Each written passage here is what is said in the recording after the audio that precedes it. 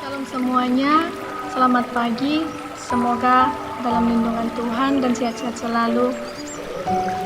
Perkenalkan, nama saya Nova Eliza Barugu, asal saya Nias.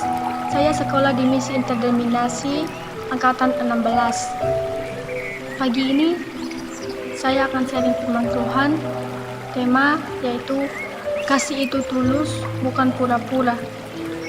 Ada satu ayat yang ingin saya bagikan dari 1 Korintus 13 ayat 8. Bunyinya yaitu, kasih tidak pernah berkesudahan, nubuat akan berakhir, bahasa roh akan berhenti, pengetahuan akan lenyap. Sebelum kita berkata kasih terlebih-lebihnya, kita harus mengerti, memahami apa arti kasih, ketulusan. Kasih yang tulus itu adalah mengasihi orang tanpa ada maunya dan tanpa memandang fisik, tanpa memandang harta. Kasih yang tulus ini adalah mengasihi semua sesama manusia, baik yang miskin, yang kaya, dan siapapun, fisiknya baik, buruknya, kita harus mengasihi. Kasih ini sudah menjadi sebuah hal yang sangat sulit untuk berada dalam pribadi seseorang. Mereka memiliki kasih tapi bukan dengan ketulusan hati. Mereka memperlakukan kasih karena ada maunya. Saat ini saya ingin menyampaikan kepada teman-teman semua, berbuatlah kasih dengan ketulusan hati saudara, terlebih-lebih dalam sebuah persahabatan dan bahkan intinya dalam keluarga kita masing-masing. Kita harus mengasihi keluarga kita sama-sama, satu sama lain, dari orang tua, kakak, adik, dan bahkan yang sejajar dengan kita. Mengasihi dengan ketulusan akan memberikan kedamaian, ketentraman dalam keluarga kita. Maka kita akan mengalami banyak mukjizat, berkat dari Tuhan yang tidak dapat dihitung. Kasih yang tulus ini adalah satu sifat Tuhan yang benar-benar sulit untuk kita perhatikan. Tuhan memiliki kasih ketulusan bagi umat manusia sehingga ia rela mati di kayu salib. Apakah kita juga bisa membalaskan? Bisa juga mempraktikkan kasih yang seperti Tuhan? Saya yakin bisa.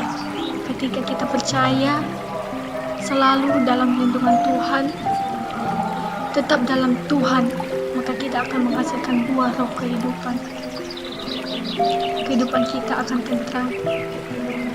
Semua orang membenci kita, tapi kita jangan sekali membenci musuh. Ketika pipi kita ditampar, berikanlah pipi kiri. Tuhan Yesus sendiri berkata demikian. Kasih ini akan membawa kedamaian dari sebuah organisasi, dan bahkan memang benar ketika kita memiliki kasih, banyak orang yang membenci kita, banyak orang yang berkata ada maunya, karena banyak orang korban atas kasih yang pura-pura, korban terlebih-lebih dalam hubungan berpacaran.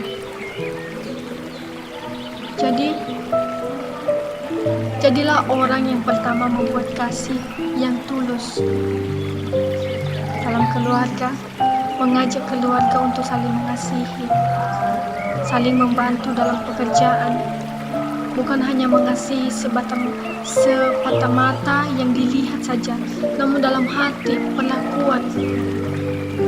Itu yang akan membuat orang-orang bangga, dan bahkan ketika mereka iri terhadap kita, maka mereka akan berusaha menjadi seperti kita.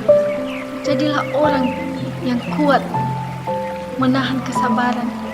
Kasih itu tulus karena dalam hati mengandung sebuah firman Tuhan yang selalu mengingatkan kita ketika kita diolok-olokkan, ketika kita dimusuhi banyak musuh, namun kita harus mengasihi mereka, menyayangi mereka, bahkan jangan pernah menjauhi mereka. Berdoalah dengan mereka, berdoalah kepada Tuhan supaya mereka juga memiliki kasih yang sama seperti Anda miliki. Ini saja yang bisa saya sampaikan. Jangan lupa untuk memperhatikan kasih yang tulus, terlebih dalam keluarga saudara. Biarlah kasih karunia Tuhan selalu melimpahi kamu dan selalu dalam naungan Tuhan. Hasilkan buah roh, kehidupan, kedamaian, ketentraman akan melindungi saudara. Terima kasih. Shalom semuanya.